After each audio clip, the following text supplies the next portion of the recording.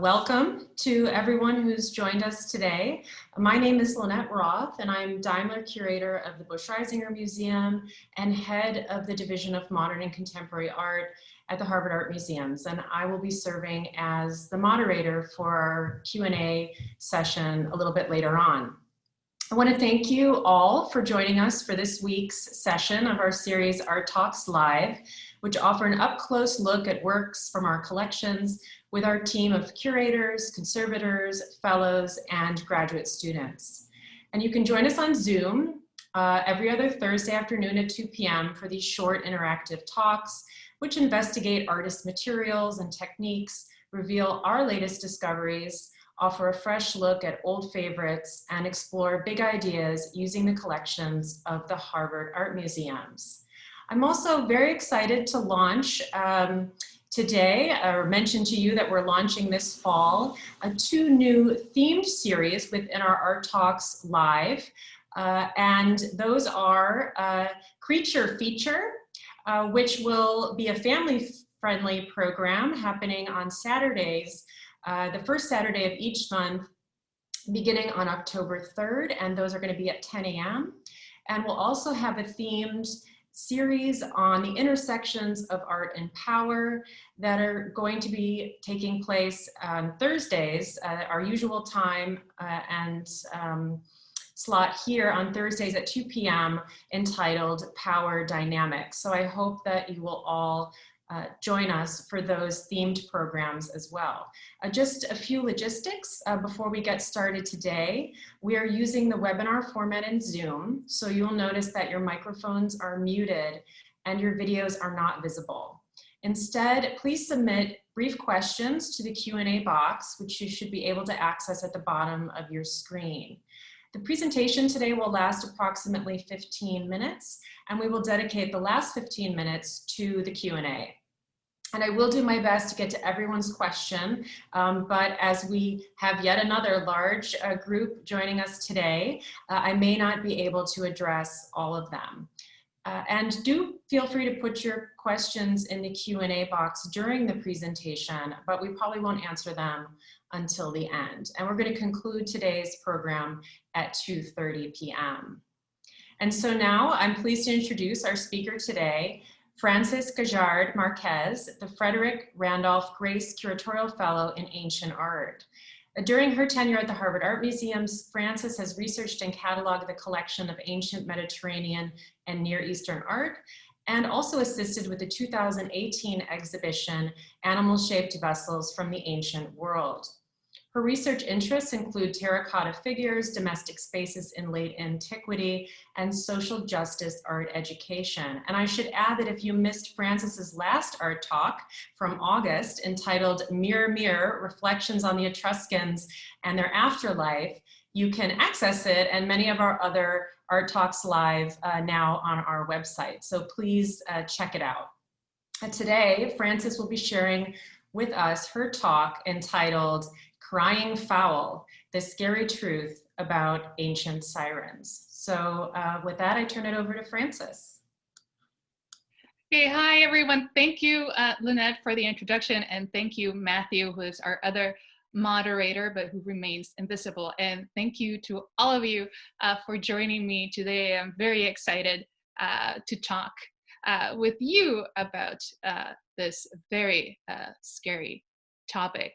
And one thing I do want to say is that a way to begin challenging the colonial legacies of the places where we live and work is by naming the ongoing injustices of those places. So even though we're not currently at the Harvard Art Museums, we do want to acknowledge that land is the land of the Massachusetts people. And we should also approach the things that we love and study with the same thoughtfulness. And as many of you know, I'm an archaeologist, a profession that was born of colonialism and still benefits from it. So the stories I tell are often those of the misappropriation of the past.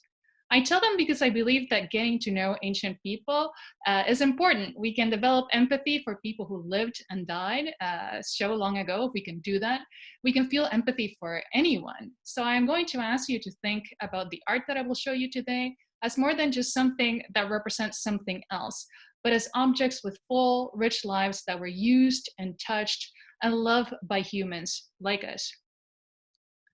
We thought that this talk would be a good introduction to our two new series, Creature Features and Power Dynamics. Most obviously, today I am discussing an ancient monster. And if you have ever found yourself in a situation where you couldn't tell if the thing that just stole your lunch was a siren or a harpy, then Creature Feature is the series for you. But this is also a talk about power. Most monsters are born out of oppression and fear, as they're a way of channeling our anxieties into forms that we can understand and defeat. For the ancient Greeks, especially, hybrid creatures embodied their fears about foreign others, women, and nature. Fears that we've not only passively inherited, but unfortunately actively embraced. So let's get started. First of all, what is a siren? And not everyone agrees on the origin of the name. While some say it predates the Greeks, others want to make a connection to the words seira, rope or cord, and eiro, to join or to fasten. So in that sense, sirens are entanglers. But entanglers how? Well, they were bird women whose enchanted singing trapped sailors as with a rope. And you heard that right. I said bird women. Sirens were believed to look like a combination of women and birds.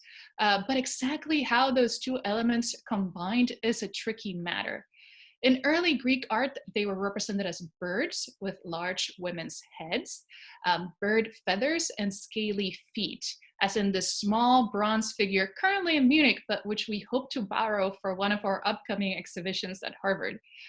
Later, they were represented as women with the legs of birds, with or without wings, and sometimes playing instruments, especially harps.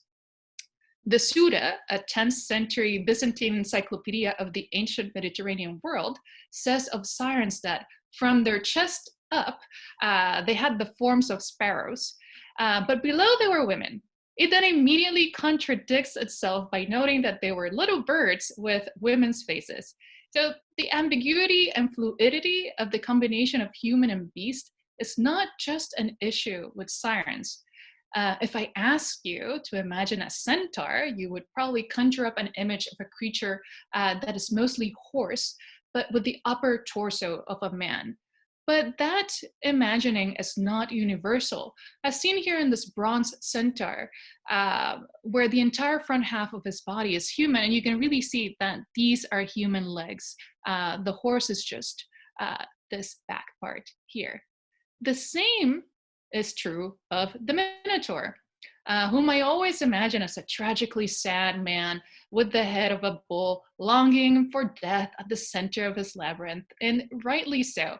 In classical art, he is represented like that, but when Ovid wrote about him in Latin, he failed to describe which half was bull and which half was man. And since he was the most widely available source during the Middle Ages, we started getting reverse minotaurs, some of which survived into the Renaissance and even into some modern depictions. And here you see one such minotaur by Antonio Tempesta, which kind of looks more like a centaur.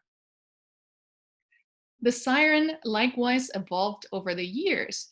Already in the 7th century, the Liber Monstrorum, a catalog of monsters, noted that sirens were women from their heads down to their belly buttons, but then instead of legs, they had fishtails. And by the Middle Ages, the spread of Christianity throughout Europe had further compounded the creatures with the dangers of both the sea and female sexuality. And that's how we got our mermaids. And for me, this is important. The word for mermaid in Spanish, which is my first language, is sirena. So I was always very confused by this. And also, by the way, if you'd like to learn about the painting that I'm showing you right now and delve further into the evolution of sirens from antiquity into modernity, I encourage you to attend our first creature feature on October 3rd, which will be dedicated to mer people.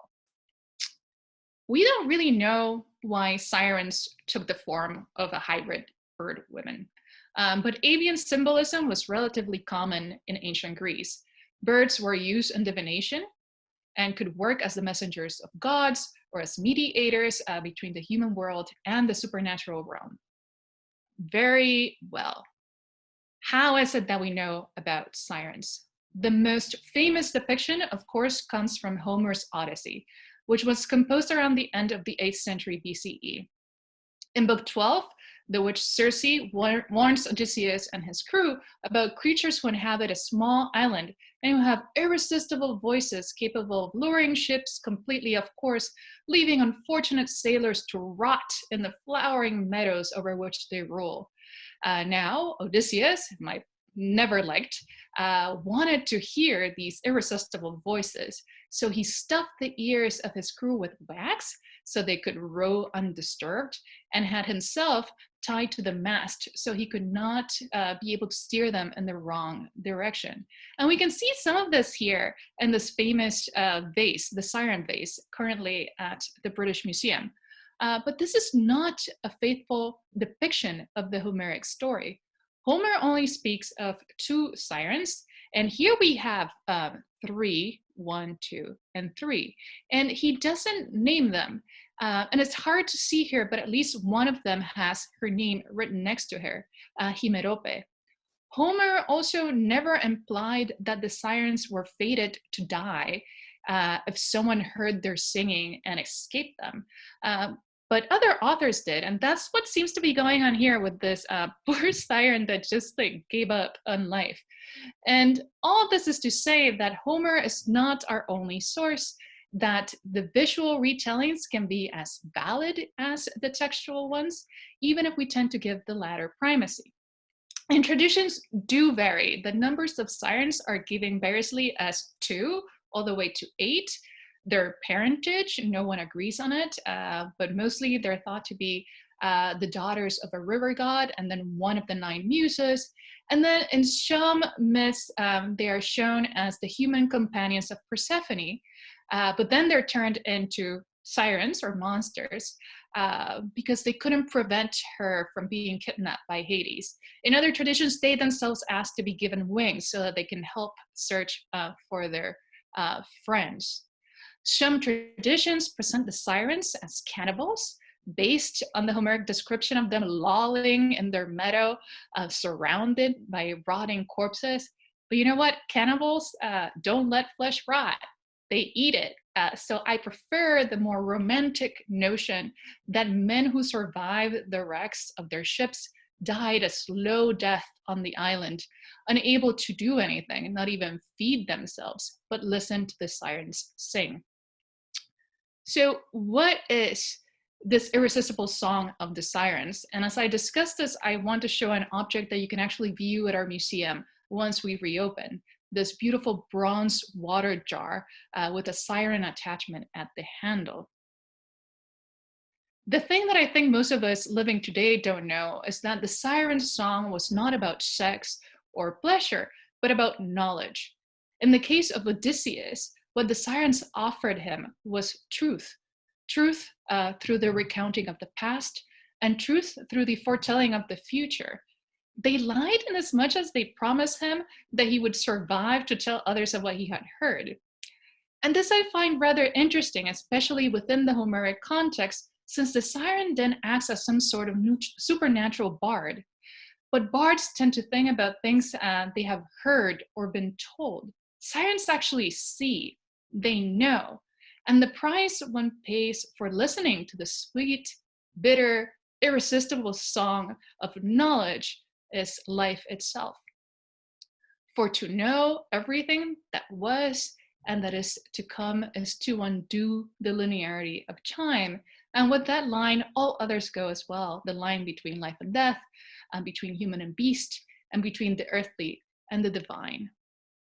And because sirens have such a strong association with death, with prophecy, with blurred lines, you tend to find them in funerary contexts. So while this is a hydra, and as the name implies, most vessels of this shape were used to carry and pour water, our bronze example likely serve as a funerary gift or as a container for the cremated remains of its owner.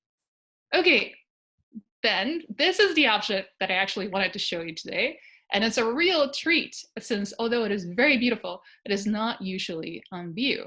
And since most of us are primed to think first about representation, I'll ask you, how many of you thought that the siren was the woman at the center and that these were her hapless male victims? Well, we were all wrong. And just in case you were wondering, early on, sirens could be shown to be both male and female. But male sirens disappeared around the 5th century BC or so. But before we get into the decoration, I want to discuss what this object is. This is an arrivalos, a small globular flask with a narrow neck, very short narrow neck here, used in antiquity to hold oil or perfume. They are usually associated with athletes who use them when bathing. And this funerary stele at the Louvre shows a young man holding an oil flask and a straddle. So here's the oil flask and this is the straddle. And if you have never seen a straddle and oil flask combo, basically all you need to know is that these objects were used to clean the body after exercise. A person would cover their body with oil and then scrape it and the oil and anything else that would come along it. It was actually quite effective. Not all oil flasks are the same, though they do tend to share their very small size. Here are 3 examples from our museums. One in clay, and again showing a siren. Hopefully you can tell that. This one, as beautiful, is made out of glass, and this very lovely example in the shape of a hare. And all these are at most 3 inches tall, so like a good, decent clementine at most. Now, if you are familiar with Greek pottery, that is most likely Attic vase painting with its glossy black surfaces and bright red clay. But for much of the 7th and 6th centuries, Corinth led the Greek world in producing and exporting pottery. And our arrivalos is Corinthian, something that I think is better illustrated by looking at its back, even though it's not as well preserved as the front. And Corinthian ceramics are recognizable by their light yellow clay, which you can see here, and by a painted decoration that tends to harmonize well with the shape of the vessel. Figures were first worked up in black silhouette and then enhanced with incised detail, and you can still make out the incisions here where the paint doesn't survive. And then, you can add either purple or white. Corinthian potters became famous for their rich array of small vessels intended to contain oils or perfumes, and usually decorated with animals, fantastic or reals, which were inspired by the increased contact with the peoples of the Near East. Also typical of these vessels is the presence of flowing, floral, or vegetable motifs, sometimes in the form of filler ornaments, such as these here. And do notice how the figures fill up and echo their rounded swelling shape of the vessel. So what is happening here?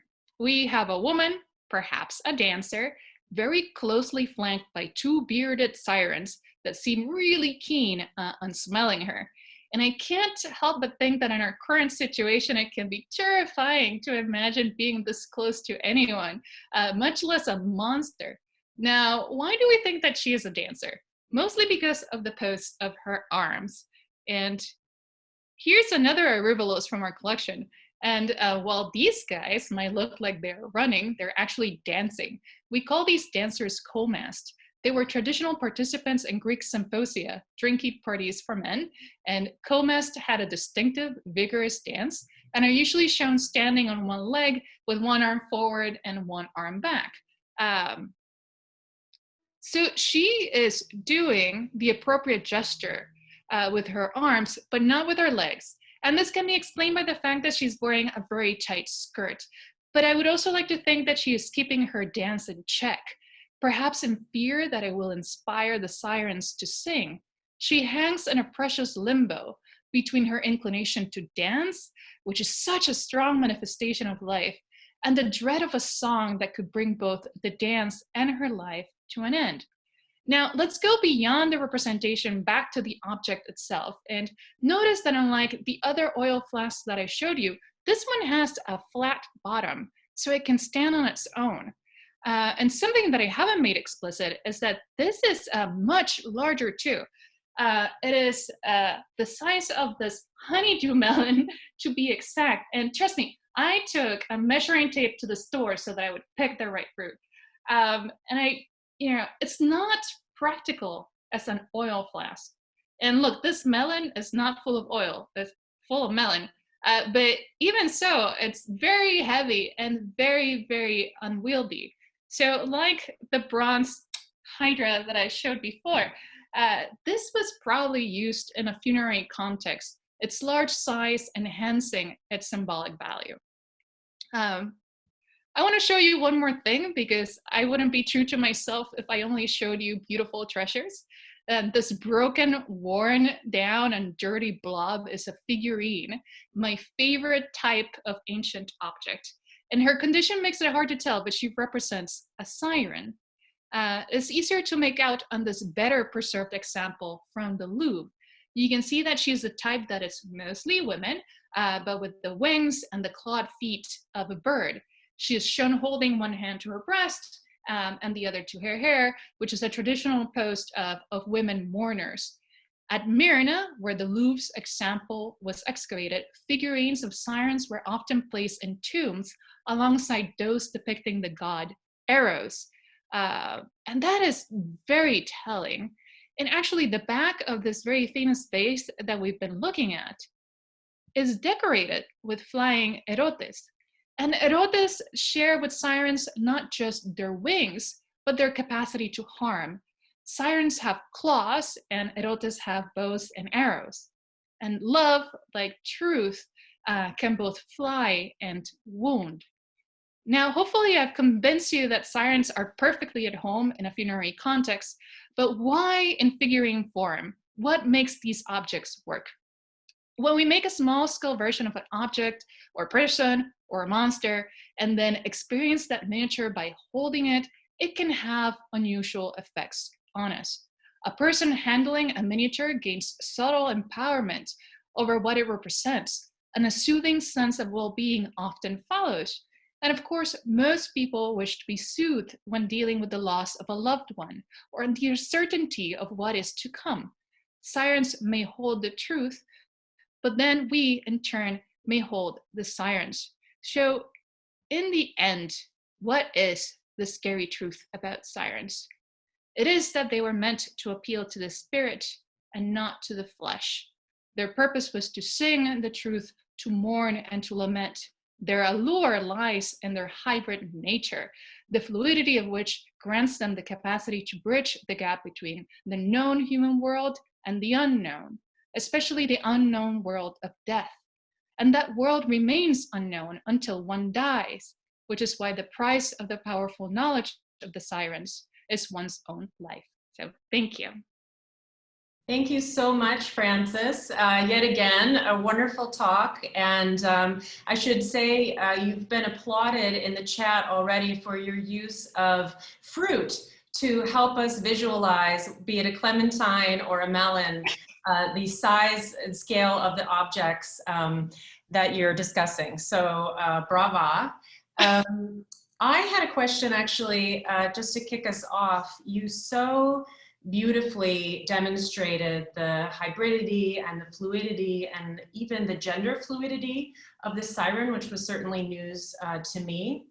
And you mentioned, that is one of the really important reasons that we look very closely, as you did today, at the visual record, the visual retellings, which can often tell us a very different story than the written record. And I was just hoping you could tell us a little bit more as a deep expert in this field, why you think that the written record has taken a place of privilege over the visual in the way that you implied, and whether it has to do with something like the object we're seeing on the right, this worn down, broken siren from our own collection that you shared with us. Oh, wow. Well, that's a tough, loaded question. And I think the easy answer there is that we privilege text because the people who study antiquity are mostly privileged people. They're the people who write. So they tend to identify themselves in the written record much more so than in the material record. So that's why. A less cynical answer too is to say that, you know, when someone leaves something written, then we can take it as truth, right? Like, you interpret something that's visual, you feel that you're being very subjective, but if someone wrote it, it must be real, which is not the case at all. So I think there's that, the idea that we preserved our own power through our writings, so we tend to identify ourselves with the writings of the past, and then also that we feel more secure. But I actually don't think that has to be the case. You know, I tend to trust objects more than I trust writing, for sure. Mostly because I'm not a very good reader, but I am a very well, good. you're a very good reader of objects, so Exactly, I am more comfortable with you know, images than I am with text. yes, as I think many of us who are at the museums are. But I think it was wonderful you started out by saying, you know, your talk was a combination of our two themes for this fall, the creature and power. And I think that was a wonderful explication of that. So I'm going to get to a couple of our questions in the chat. Let's see.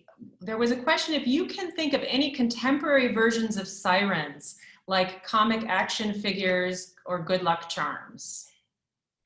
Oh, I mean, I am a nerd, but I am not super well versed in the most recent siren lore.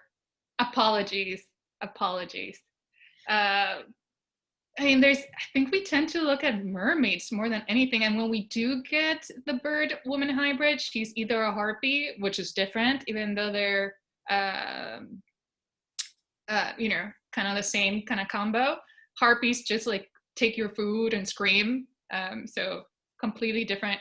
And, or something else that's more like a vampire. There's another Strix that will suck your blood. But I can't think of anything. I've been reading Twilight. I'm sorry, it's terrible. It's only vampires and werewolves.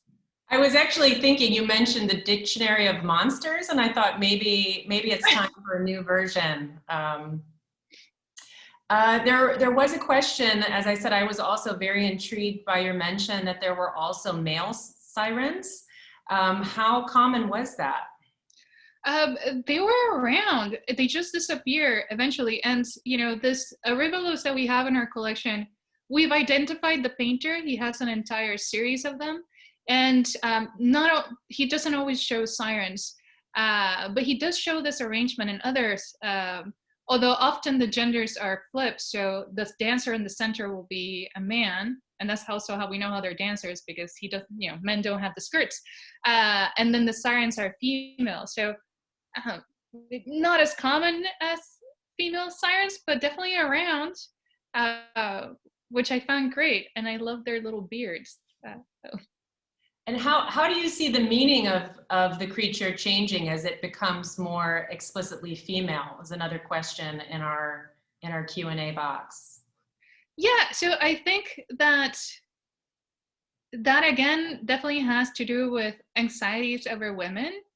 You know, we tend to fear those things those people. Whenever we try to control someone, we fear them because we know that they could at any moment rebel and take their power back. So I think in that sense, making these creatures women makes sense. But then eventually, with the rise of Christianity, you know, women get associated with sexual desire. And since these songs were about luring men, then the two get conflated. Again, even though originally, I don't think they were singing about, you know, come hither for a good time. It was mostly like, I will tell you how you will die. So. And I have what seems to be a very specialist question. Might that Corinthian example be a vignette from the contest between sirens and muses in an early version? Ooh, so why not? Again, I would say that's a great possibility. And also, I mean, it could have been that the person who used it saw that, or like the meaning of the images can change. There's no names attached. There's no text that tells you exactly what it is. But because the same painter had other arrangements in which we know the central figure is a dancer, then it seems to me that this might be a dancer. But again, like people saw whatever suited them best at the moment. I don't think that we can say exactly what it is. Great. Well, thank you so much, Frances. This was yet again an incredible art talk from you. And as we were joking before we started, your swan song or your siren song at the Harvard Art Museums. And we're so grateful to you for all of the amazing work you've done on the collection and the perspectives you've given us. So you will be missed at the museums. I want to thank everyone for joining us today, and just a reminder here on our slide of our upcoming Art Talks Live. You will, after this session, receive a short link to an online survey, and I hope you will take the time to complete it, as your feedback is incredibly helpful as we continue to develop these programs. So please join us October 3rd for our first family-friendly creature feature, and October 8th, thank you, Frances, for our next Art Talk Live, when we're going to hear from Meg Griselli, our visiting senior scholar for drawings in the Division of European and American Art. So please join us and visit our online calendar for more information about these and all of our other upcoming programs. So thank you again, and thank you, Frances. No, thank you, everyone. This was great.